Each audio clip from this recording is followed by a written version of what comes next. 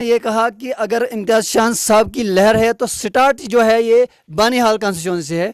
तो जब इम्तियाज़ शान साहब बनेंगे तो फर्स्ट प्रायोरिटी बानीहाल के लोगों की होगी। अस्सलामु अलैकुम वरहमतुल्लाहि वबरकातुहू। आप देख रहे हैं एक्टिव ज़ुबैर। मौजूद हूँ मैं पंचायत गोई बेमदासा में। जैसे कि आप सब जानते हैं कि पंचायत गोई बेमदासा में एक बड़ी रैली कल पीडीपी की, जिसके कैंडिडेट हाजी इम्तियाज़ अहमद शान साहब थे।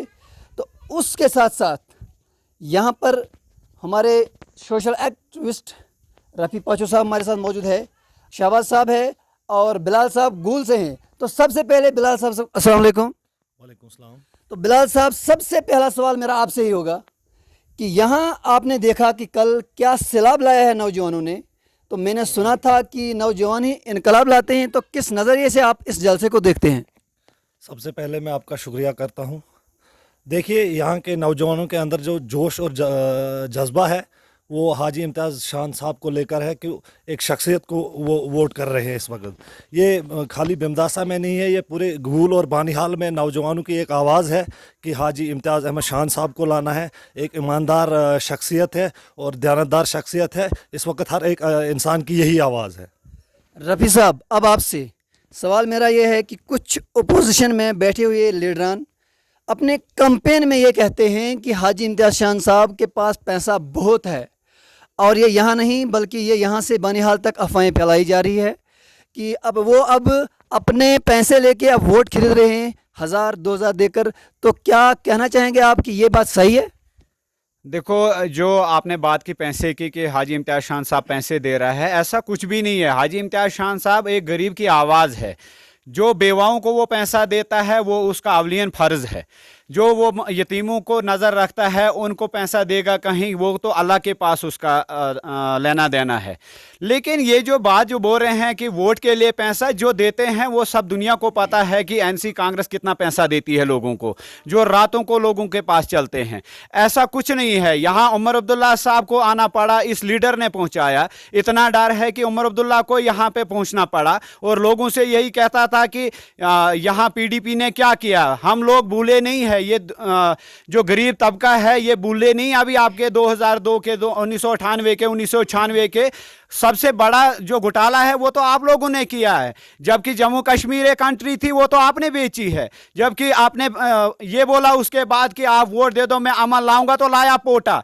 उसके बाद बोला अमन लाओ तो लाया अफसफा।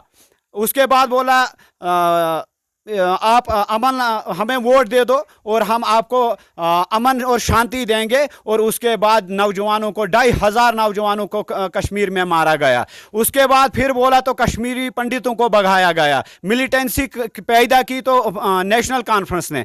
ये सारा इनका झूठा है। अगर ऐसा ये इतना लीडर ज़बान सही वाला होता तो इन्होंने तो कहा था कि हम तब तक नहीं लड़ेंगे इलेक्शन जब तक न स्टेट वापस आएगी। आज देखो उमर अब्दुल्ला ने 2 कॉन्स्टिट्यूंसी पे लड़ रहे हैं और लोगों के सामने टोपी नीचे डाल रहे हैं कि मेरी टोपी को देखो, मुझे बीच में दे दो कि मुझे जिताओ यहाँ से। सियासत कहीं ना कहीं इतना सियासत का बुखार तेज़ है कि 100 डिग्री पार कर चुका है। इसलिए कह रहा हूँ कि ये पार्लियामेंट इलेक्शन नहीं है, असेंबली इलेक्शन है, लेकिन पार्लियामेंट की तरह इसको देखा जा रहा है।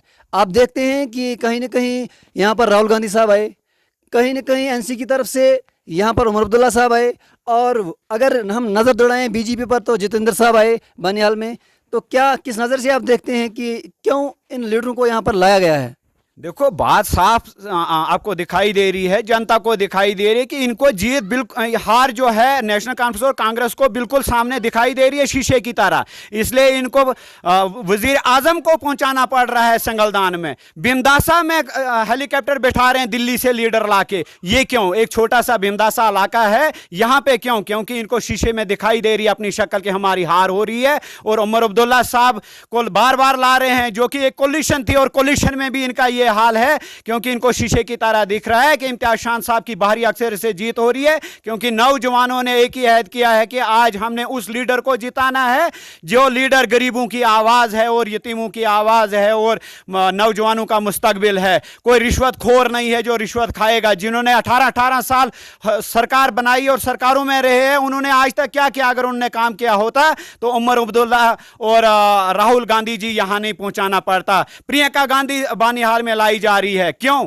क्योंकि शीशे में साफ इनको दिखाई दे रहा है। और ऐसा इम्तियाज शान एक ऐसा लीडर है जिन्होंने इनको इतना ललकारा कि इनको वजीर आजम तक पहुंचाने पड़े इस गुलबानी हाल कॉन्स्टिट्यूंसी में। लेकिन हमें उम्मीद है उन नौजवानों से, खड़ी के उन नौजवानों से, नील पोगल परिस्तान के उन नौजवानों से, उन बेवाओं से, उन मजदूरों से, उन मजलूमों से कि वो इम्तियाज शान साहब को बाहरी अक्सरियत से वहां से लाएंगे और गूल जो सब डिवीजन है यहां से हम 90% वोट देकर इसको आगे निकालेंगे।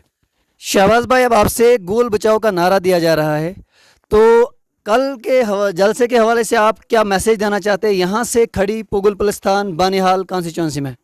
देखो ज़ुबैर भाई, ये एक इन्होंने ट्रेंड बनाया है कि गोल को बचाओ। मैंने कहीं नहीं सुना कि बानिहाल बोलते हैं कि बानिहाल बचाओ। ये अपोजिशन का एक प्रोपोगंडा है।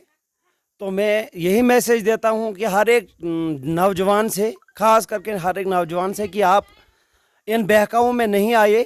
हमारा लीडर जो है हाजी इम्तियाज़ अहमद शान साहब जो है वो गरीबों की दिलों की धड़कन है, नौजवानों की दिलों की धड़कन है। तो आप अच्छी तरह मेहनत करके इंशाल्लाह इनको 18 तारीख को बोलेंगे कि ये नौजवान जो है इनकलाब लाते हैं, और कैसे लाएंगे वो 18 तारीख को उनको पता चलेगा। रफ़ी साहब, मेरा लास्ट सवाल आपसे ये कि जहाँ भी इनकलाब आया है, चाहे सियासी हो चाहे इस्लामी हो, तो नौजवानों ने लाया है। तो कहीं ना कहीं यहाँ पर भी जो नौजवानों ने एक यकता किया है, एक झुंड किया है, तो क्या ये नौजवान अपना इतिहास रख पाएंगे? इंशाल्लाह हमें उम्मीद है कि नौजवानों ने आज रंग लाया है, अपनी नौजवानी का जो है वो जोश दिखाया है।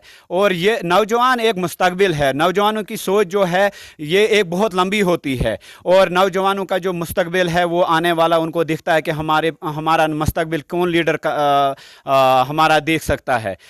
नौजवानों को मैं यही कहूँगा कि आपने अगर गुई बिमदासा की इज़्ज़त रखी और बानिहाल से उन नौजवानों ने इम्तियाज़ साहब की इज़्ज़त रखी, इंशाल्लाह आपकी कामयाबी 100% है। लेकिन आप उसी तरह जोश से 18 तारीख को अपना सिंबल कलम दवात का दबा के इम्तियाज शान साहब को बाहरी अक्सरियत से कामयाब करें। कल जलसे में मैंने सुना कि कुछ लोग ये कह रहे थे, स्टेज पे किसी ने ये कहा कि अगर इम्तियाज शान साहब की लहर है तो स्टार्ट जो है ये बानिहाल कॉन्स्टिट्यूंसी से है। तो जब इम्तियाज शान साहब बनेंगे तो फर्स्ट प्रायोरिटी बानिहाल के लोगों की होगी। इंशाल्लाह बानिहाल जितने भी बानिहाल के हैं, चाहे खड़ी, नील पोगल परिस्तान, बानिहाल, उनके हम बेहद शुक्रगुजार हैं क्योंकि वो वहाँ से हमें सपोर्ट कर रहे हैं। इंशाल्लाह हमें उम्मीद है कि जब भी इम्तियाज शान साहब जीतेंगे पहला नंबर हम बानिहाल ही भेजेंगे, क्योंकि आपका एहसान हमारे ऊपर है। इंशाल्लाह उसके बाद हम हैं, क्योंकि आपने इम्तियाज शान साहब पे भरोसा किया है। हमारा घर का लीडर है ये, हमें उस पर 100% भरोसा है। हमने उसको आजमाया है 18 साल, ऐसा लीडर कभी ना आया है ना बनेगा, क्योंकि इम्तियाज शान साहब एक गरीबों की आवाज़ है, मोहताजों की आवाज़ है, मस्कीनों की आवाज़ है, और नौजवानों की धड़कन है, और नौजवानों का मुस्तकबिल है। जी हाँ दोस्तों, ये रहा आज का वीडियो। अगर आप हमारे चैनल पर विजिट नहीं किए हैं, आप विजिट ज़रूर करें। अगर अच्छा लगा तो ज़रूर चैनल को सब्सक्राइब करना। दीजिए इजाज़त, खुदा हाफिज़।